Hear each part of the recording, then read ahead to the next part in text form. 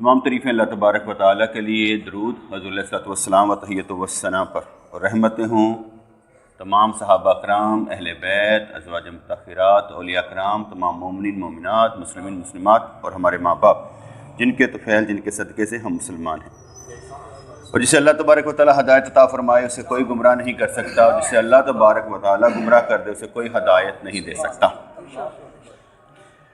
کیونکہ کچھ نہ کچھ سیکھنے کا پروگرام، کچھ نہ کچھ دینے کا پروگرام، کچھ نہ کچھ لینے کا پروگرام۔ جب بندہ محفل میں بیٹھا ہوتا ہے، سامنے بیٹھا ہوتا ہے، تو اس کی سپیڈ سوچنے کی کچھ اور ہوتی ہے، عمل کرنے کی کچھ اور ہوتی ہے۔ یعنی آپ میرے سامنے بیٹھے ہوں، میں درس دے رہا ہوں، تو پھر سپیڈ کچھ اور ہوتی ہے۔ وہ سپیڈ اس لیے کچھ اور ہوتی ہے کہ لینے والا لے رہا ہوتا ہے، دینے والا دے رہا ہوتا ہے، پھر ہم خیال ہو جاتے ہیں، پھر اس لیے کہ ورکنگ کرنے پر نہ دل کرتا ہے کچھ نہ کچھ کر کے جایا جائے۔ اور جب بندہ باہر نکلتا ہے ہم خیال کوئی نہیں ہوتا، اپنے جیسا کوئی نہیں ہوتا، وہ سپیڈ نیچے کو آتی ہے۔ جب وہ نیچے کو آتی ہے کہتے ہیں یہ سپیڈ نیچے کو کیوں آ رہی ہے؟ وہ سپیڈ اس لیے نیچے آ رہی ہوتی ہے کہ سامنے وہ نظر کوئی نہیں آ رہا ہوتا۔ یہ سمجھے کہ مجھے آپ کو کچھ دینے کے لیے کتنا زور لگانا پڑتا ہوگا کہ بھئی ان کو کچھ سمجھایا جائے۔ ویسے تو قصے کہانیاں بہت زیادہ ہیں، لیکن ہم نے قصے کہانیوں کے ساتھ ساتھ باتیں ایسی کرنی ہے جس سے کچھ نہ کچھ نکتے سمجھ میں آ جائے۔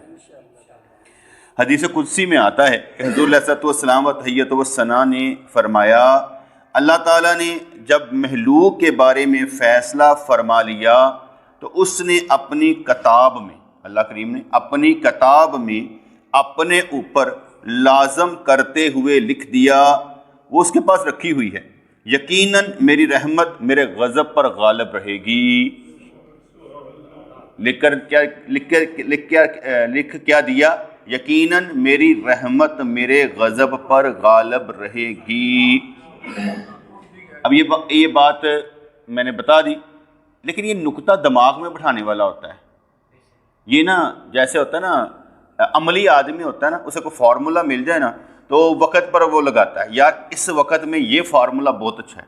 جب آپ دماغ میں بٹھا دیں گے نا، میں ویسے عرض کرتا ہوں کہ کل حشر کا دہاڑا ہو اور آپ پر اللہ کریم غصہ کر رہا ہو، اللہ کریم آپ پر غصہ کر رہا ہو، حشر کے دہاڑے میں آپ کو کوئی شے سمجھ میں نہ آتی ہو، یہ میں ویسے ایک خیالی بات کر رہا ہوں، اور اس وقت یہ نکتہ آپ کے دماغ میں آ جائے اور آپ سر چکا کر کہیں یا اللہ تیری رحمت تیرے غضب پر غالب۔ یہ میرا خیال ہے کہ ٹرننگ پوائنٹ ہوگا کہ آپ کی بخشش کر دی جائے۔ یہ میرا خیال ہے، کیونکہ جب ہم دیکھتے ہیں نا کہ حضور علیہ الصلوۃ والسلام و تحیۃ والثناء نے ارشاد فرمایا کہ آخری جہنمی اور آخری جنتی کون ہوگا؟ آپ نے ارشاد فرمایا کہ آخری جہنمی وہ ہوگا جسے جہنم سے نکالا جائے گا، سڑیا بلیا، اور نکالا جائے گا تو دیکھ تو کرنا ادھر ادھر کہے گا کل نہ رب نے جنت ہی ہوئے گا، کیونکہ آخری جہنمی اور آخری جنتی ہے۔ لیکن اب وہ جو نا باہر نکل کے نا جہنم سے کہ یا اللہ سنا تیری کوئی جنت بھی ہے، تیری مہربانی مجھے دکھا دے،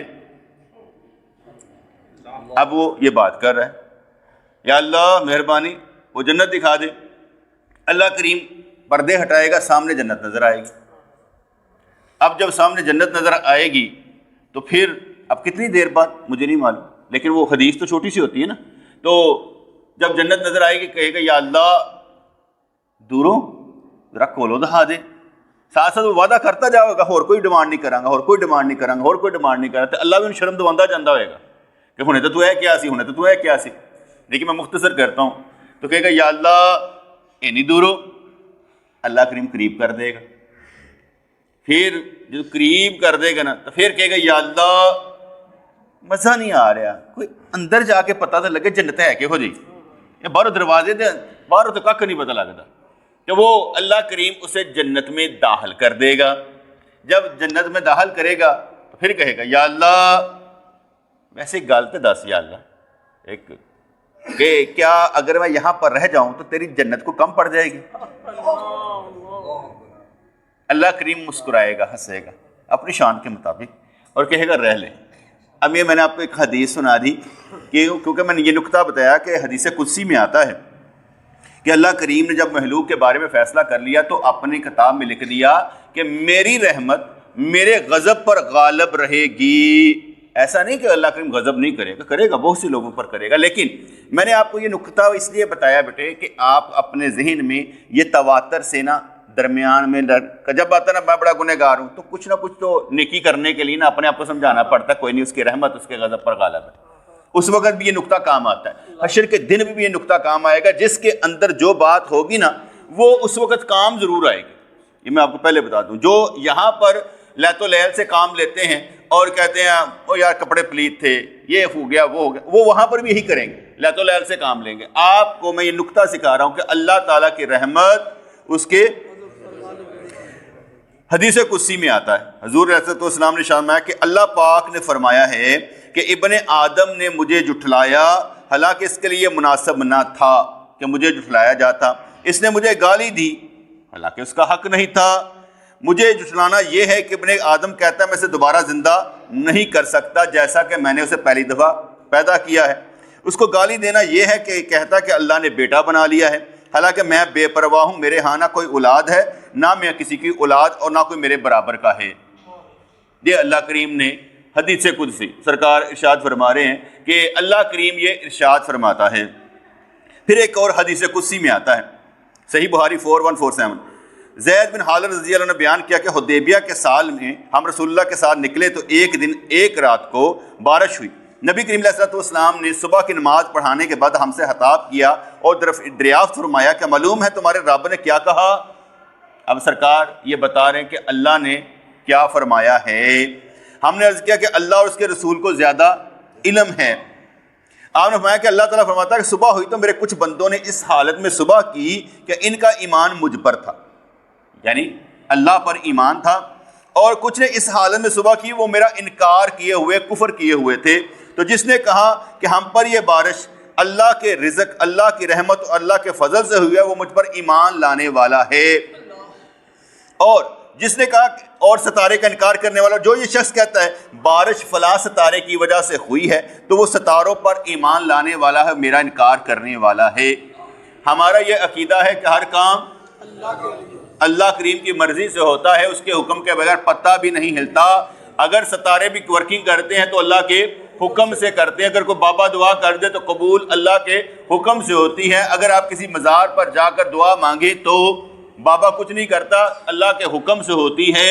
اس لیے دعائیں قبول ہر وقت اور ہر لمحے ہوتی ہیں. کوئی کہہ سکتا ہے کہ میری یہ دعا قبول نہیں ہے؟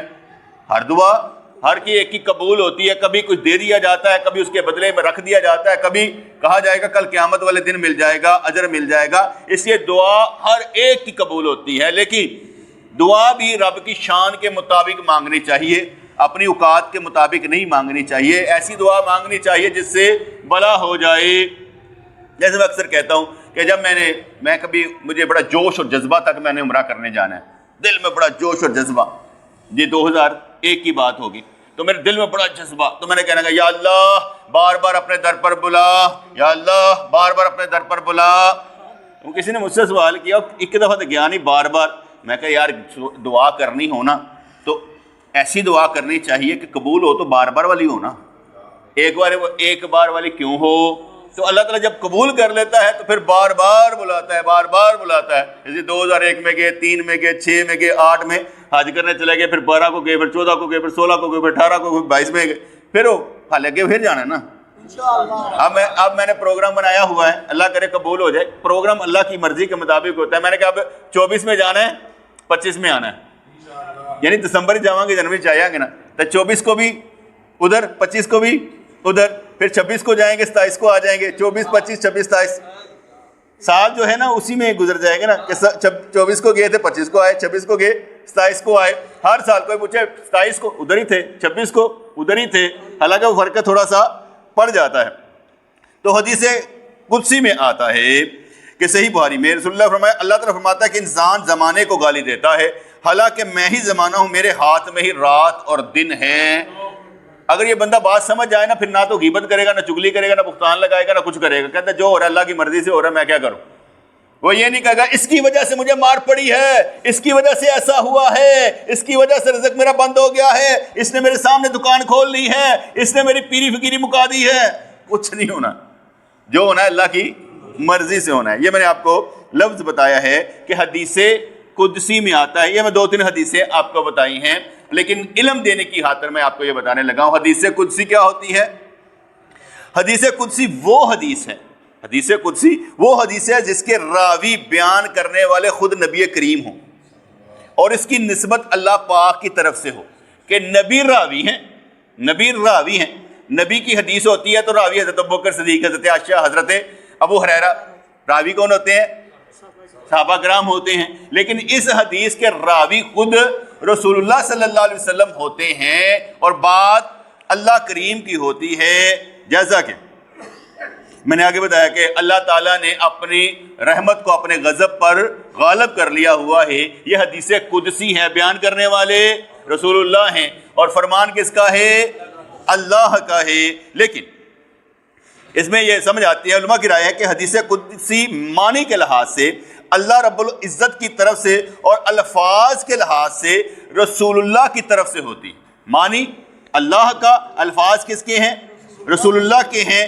یہ وہ کلام ہوتا ہے جسے اللہ تعالیٰ اپنے نبی کریم کو الہام کرتا ہے یا خواب کے ذریعے بتا دیتا ہے، پھر آپ نے اپنے الفاظ میں سے بیان فرمایا۔ یعنی اللہ تعالیٰ نے خواب میں دکھا دیا یا آپ کو الہام کر دیا، لیکن بیان کس کا ہے؟ حضور کا۔ معنی کس کے ہیں؟ اللہ کریم۔ حدیث قدسی وہ ہوتی ہے جسے صدر الروایات و بدر الطفات علیہ الصلوۃ والسلام اللہ تعالیٰ سے روایت کریں، کبھی جبرائیل کے واسطے سے، اور کبھی وحی، کبھی الہام، یا کبھی خواب کے ذریعے۔ اس کی تعبیر آپ کی مرضی پر منحصر ہوتی ہے، جس الفاظ سے چاہے تعبیر فرما دیں۔ سرکار جس لفظاں چاند بیان فرما دیں، گل کی دی ہے رب کریم دی۔ لیکن اب یہاں پر سوال پیدا ہوتا ہے، بات اگر رب کریم کی ہے تو پھر تو قرآن ہونا چاہیے۔ حدیث قدسی کا مطلب کیا ہوا؟ اللہ کی بات تو پھر قرآن ہوتا ہے، لیکن یہاں پر ہم کہہ رہے ہیں یہ حدیث قدسی ہے۔ یاد رکھیے گا، قرآن کریم کے الفاظ اور معانی اللہ کریم کی طرف سے ہوتے ہیں، معنی حضور کی طرف سے نہیں ہوں گے۔ قرآن کریم کے لفظ بھی اور معنی بھی اللہ کریم کی طرف سے ہوتے ہیں، جنہیں رسول اللہ صلی اللہ علیہ وسلم نے لوگوں تک پہنچایا، جبکہ حدیث قدسی میں معنی اللہ پاک کی طرف سے ہوتے ہیں اور الفاظ نبی کریم کے ہوتے ہیں۔ دوسرا، قرآن کریم تواتر کے ساتھ ہم تک پہنچا ہے، لیکن احادیث قدسیہ میں حبر واحد وغیرہ بھی شامل ہیں۔ جب قرآن پاک کو اکٹھا بھی کیا جا رہا تھا نا، تو سارا قرآن پاک تواتر کے ساتھ احادیث متواتر جو تھی اس کی بنیاد پر ہم نے قرآن پاک کو اکٹھا کیا تھا۔ اس لیے حدیث قدسی حبر واحد بھی ہوتی ہے، یہ دونوں میں فرق ہے۔ تیسرا، قرآن کریم کی تلاوت کرنے سے حرف کے بدلے 10 نیکیاں ہیں، جبکہ حدیث قدسی کی تلاوت کرنا عبادت ہی نہیں ہے۔ حدیث قدسی کی تلاوت کرنا عبادت بھی نہیں ہے، اور نہ ہی اس کے ہر حرف کے بدلے 10 نیکیاں ہیں۔ چوتھا، نماز میں قرآن کریم کی تلاوت کی جاتی ہے، مگر حدیث قدسی کی تلاوت نہیں کی جاتی۔ اگر کوئی کرے گا تو نماز نہیں ہوگی، کیونکہ احادیث قدسیہ کو قرآن کا نام نہیں دیا جاتا۔ یہ فرق بیان کیا جائے۔ پانچواں، قرآن کریم میں آیات اور سورتوں کے نام کے، جبکہ احادیث قدسیہ میں ایسا کچھ بھی نہیں ہے۔ چھٹا، بے وضو اور غسل کرنے والے شخص کا قرآن کریم کو چھونا حرام ہے، لیکن بے وضو شخص حدیث قدسی کو چھو سکتا ہے اور پڑھ بھی سکتا ہے، کوئی فرق نہیں پڑتا۔ ساتواں، پورا قرآن جبرائیل امین کے ذریعے نبی کریم پر نازل ہوا ہے، مگر حدیث قدسی جبرائیل امین الہام اور خواب کے ذریعے بیان فرمائی گئی ہے۔ آٹھواں، قرآن کریم کا انکار کرنے والا مسلمان نہیں رہتا، جبکہ حدیث قدسی کا انکار کرنے والا مسلمان رہتا ہے۔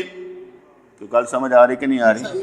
میں ایسے ہی بیان کر رہا ہوں قرآن کریم اور حدیث قدسی، کیونکہ علم کی بات ہوتی ہے نا، علم کے بعد میں نیند زیادہ آتی ہے۔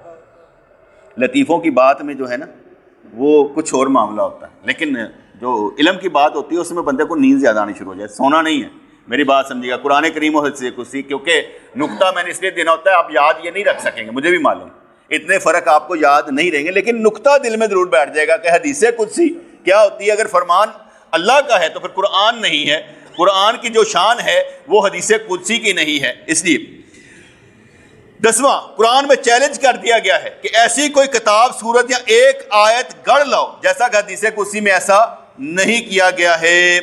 جس طرح حدیث نبوی صحیح, حسن یا ضعیف موضوع ہوتی ہیں, اس طرح حدیث قدسی بھی ضعیف ہو سکتی ہے, حسن ہو سکتی ہے, دوسری اصطلاح میں استعمال ہو سکتا ہے, لیکن قرآن کے بارے میں ایسا نہیں ہو سکتا. یہ کتنے میں نے فرق آپ کو بتائے, 10 فرق ہیں حدیث قدسی اور اس کے متعلق. اس لیے کہا جاتا ہے کہ حدیث نبوی اور حدیث قدسی میں فرق ہوتا ہے. حدیث نبوی نبی کریم کے قول, فعل اور کسی کام پر سکوت وغیرہ کے ساتھ خاص ہے, جبکہ حدیث قدسی صرف قول کے ساتھ خاص ہے کہ آپ نے فرما دیا, عمل نہیں. اور پھر اس میں دوسری بات آتی ہے, حدیث نبوی میں کلام اور الفاظ رسول کریم کے ہوتے ہیں, جبکہ حدیث قدسی میں معنی اللہ پاک کی طرف سے ہوتے ہیں. اور اس کا فائدہ کیا ہوتا ہے, حدیث قدسی سے عقیدہ توحید کی پختگی پیدا ہوتی. جیسے میں نے کہا کہ اللہ کی رحمت اس کے غضب پر غالب ہے, آپ نے زمانے کو گالی نہیں دینی. ابھی وہ جہنم اور جنت کی بات سنائی کہ کون سا ہوگا, اس لیے عبادت کی وجہ سے ہوتی ہے, اخلاق و کردار کی بلندی پیدا کرتی ہے, فنا فی اللہ کا مقام پیدا کرنے کی کوشش کرتی ہے, آخرت کی تیاری کی کوشش کرتی ہے. اس لیے احادیث قدسیہ جو ہوتی ہیں یہ تقریباً کہا جاتا ہے, ٹوٹل یہ کہا جاتا ہے کہ حدیث قدسی جو ہیں تقریباً کسی نے 863 کہا ہے, لیکن ایک بندے نے 400 احادیث قدسیہ لکھی ہیں. 400 احادیث قدسیہ کتابوں میں سے لے کر لکھی ہیں. ہمیں تو کیونکہ شوق نہیں نا, ٹارگٹ نہیں ہوتا, ورنہ میرا دل کرتا کہ ہر چیز کہ اتنی روایتیں اس سے ہیں, اتنی روایتیں اس سے ہیں, اتنی روایتیں اس سے ہیں, ہر چیز کھنگال کر رکھی جائے تاکہ ہمارے علم میں ہو کہ ہمارے کس بندے نے, کس صحابی سے کتنی روایات لکھی گئی ہیں. اگلی بات,